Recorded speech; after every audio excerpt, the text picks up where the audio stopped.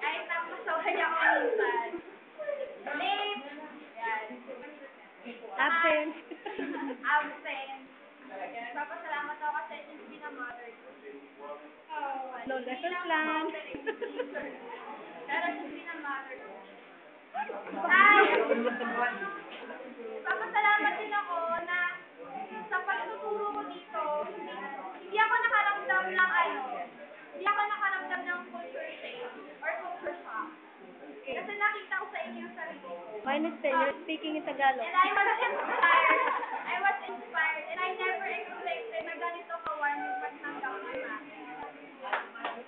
Umiiyak si Ma'am. Hindi ko lang kayo tinuturing na estudyante ko. Ngayon ko. Parang na rin kayong kapatid. Saka anak-anakan. Yung lahat ng sakripisyo ko, kahit ko